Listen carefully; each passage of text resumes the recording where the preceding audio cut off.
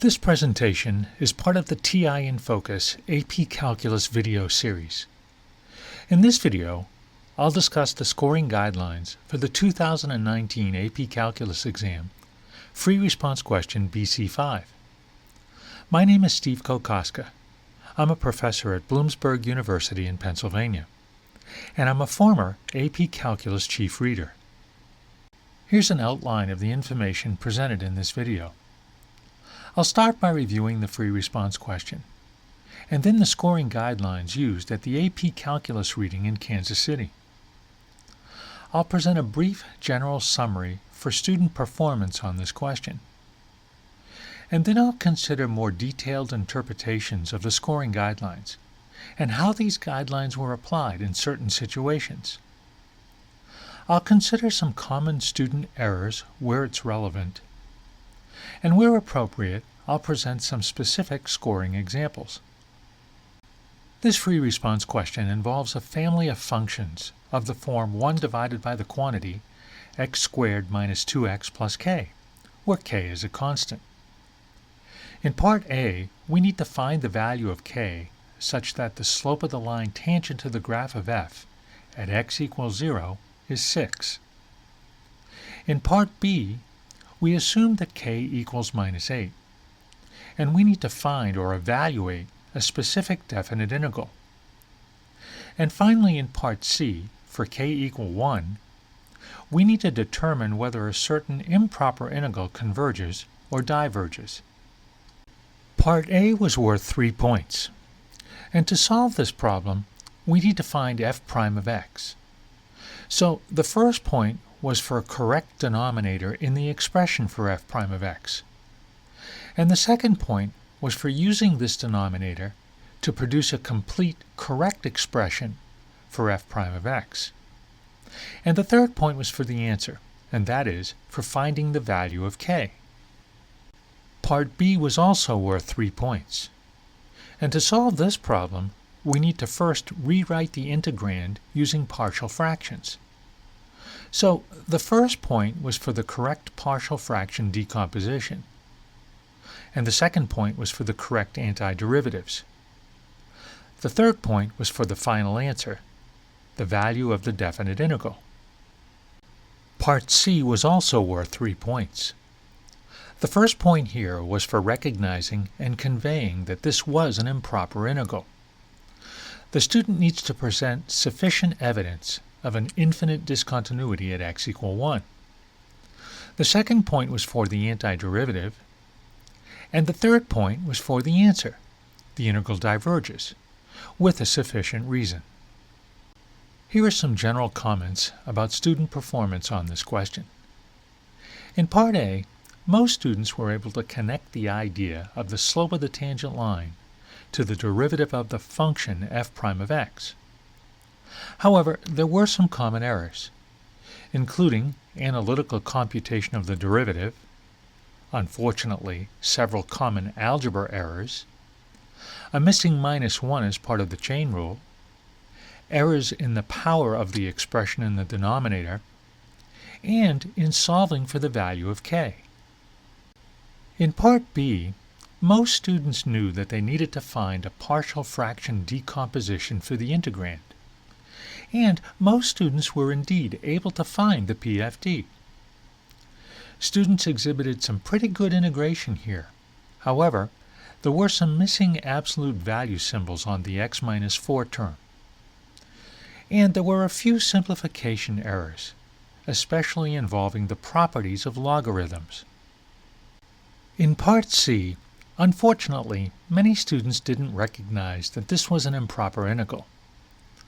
There were many correct antiderivatives, but several incorrect finite answers presented. For those students who recognized that this was an improper integral, many did indeed set up a limit, but very few properly used a one-sided limit. There were several evaluation issues, and many somehow recognized that the integral diverges, but did not present sufficient justification. Now, let's take a closer look at how this free response question was scored. The first point in Part A was for the correct denominator in the derivative, f prime of x. There were two primary ways that the student could convey the correct denominator and earn this point. The asterisks here denote stuff, well, math stuff. We ignore the asterisk stuff for the purposes of scoring this point. The second point in Part A was for the correct expression for f prime of x. If the first point is earned, then we simply check for the remaining parts of f prime of x. If the first point is not earned, then the student cannot earn the second point. If f prime of x is presented correctly, but the student goes on to simplify incorrectly, then they earn the second point, but are not eligible for the third point. Here's a typical example. The student earns the first 2 points, but simplifies incorrectly. They didn't distribute the minus sign correctly, so they are not eligible for the third point. This response earns 110 in Part A. The third point in Part A was for the final answer. If the student earns the first and the second points, we're simply looking for a correct and consistent answer. Now, there were issues related to that pesky minus sign in the numerator, and there are also some issues here with linkage. That is, students who connect unequal mathematical expressions with equal signs. And this kind of error cannot earn the third point. In order to award credit for good calculus work, there were certain cases in which we read with the student who presented an incorrect expression for f prime of x.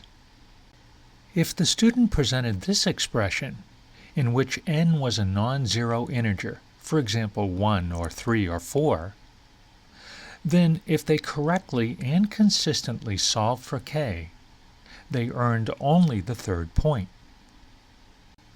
If the student presented this expression for f prime of x with a missing minus sign in the numerator, then there are no real solutions. So this student earned a 100 in Part A. And finally, suppose there was a presentation error involving parentheses. If we are convinced that the correct expression for f prime of x is being used, the response does not earn the second point, but it is eligible for the third. But we need to see the correct answer with consistent work. Here are some typical student responses and how each was scored. In example 1, the denominator of f prime of x is correct, but the expression presented for f prime of x is not correct. The student earns the first point, does not earn the second point, and is not eligible for the third point. In example 2, the denominator is correct, and the expression for f prime of x is correct. So the student earns the first 2 points and is eligible for the third point. In example 3, it appears that this student has applied the quotient rule, and that's okay. The denominator is correct, and the expression for f prime of x is also correct. So this student earns the first 2 points and is eligible for the third point. In example 4, I think the student is trying to apply the quotient rule. The denominator is correct, but there is a parentheses issue in the numerator, so they don't earn the second point. Now they could go on to resolve this issue, the parentheses issue, and earn the third point. The first point in Part B was for the partial fraction decomposition. This point is earned for presenting a correct PFD of our function, and it's earned by setting 1 divided by x minus 4 times x plus 2 equal to a divided by x minus 4 plus b divided by x plus 2, and for solving correctly for a and b. If you take a quick peek back at the scoring guidelines, this corresponds to the first 3 lines in Part B. This point can also be earned by simply stating this equality. Some students are just really familiar with this kind of PFD, and they have excellent pattern recognition. and they can state this equality outright. Note that the integral does not need to be present to earn this first point. Under certain circumstances, or certain PFD errors, we did read with the student. For example, if the factorization is correct, we will read for the second and third points for any non-zero coefficients. If the signs are switched, so the student has x plus 4 times x minus 2, we read for the second point only. And for any other incorrect factorization, the student earned 0 of 3 in Part B. Focusing on the first point in Part B, here are some example student responses and how each was scored. In example 1, the student has presented the correct form of the PFD, but has not solved for the constants a and b yet. So this response alone does not earn any points. In example 2, the signs are switched in the factorization. The student does not earn the first point, is eligible for the second but cannot earn the third point. In example 3, the student has the correct PFD with the correct constants. They have simply rewritten each expression as a single fraction correctly, so this earns the first point. In example 4, the student has the correct factorization, but the incorrect constants. They do not earn the first point, but they are eligible for the second and third. And in example 5, the PFD is incorrect. This earns 0 out of 3 in Part B. The second point in Part B was for the antiderivatives. Now we must see the correct antiderivatives for eligible PFDs, including the absolute value symbols for the term corresponding to the factor x minus 4, or x minus 2 in a special case. Note that there are certainly different variations of the antiderivatives based on simplifying and properties of logarithms. If the correct antiderivatives are presented but simplified incorrectly, then the student earns the second point but is not eligible for the third point. If there are no absolute value symbols present in the antiderivatives, then the second point is not earned. However, it is possible to earn the third point if late absolute values appear. The third point in Part B was for the answer. And remember that numerical answers do not need to be simplified. And there are many different variations of the correct answer here based on simplifying and properties of logarithms. Now we only read for a correct answer, or a consistent answer that corresponds to the correct factorization of the denominator, with non-zero constants in the PFD. The first point in Part C was for the improper integral. And this means that we need to see evidence of an infinite discontinuity at x equal 1. And here are some ways the student can convey this.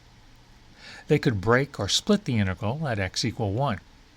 That is, write the integral as two separate definite integrals. And we could simply see this expression without any integrand. The student could also write f of x has a vertical asymptote at x equal 1. They could write this limit, or they could state explicitly that f of x has an infinite discontinuity at x equal 1. The following responses are not sufficient to earn this first point. The limit as x goes to 1 of f of x does not exist. F of x has a discontinuity at x equal 1.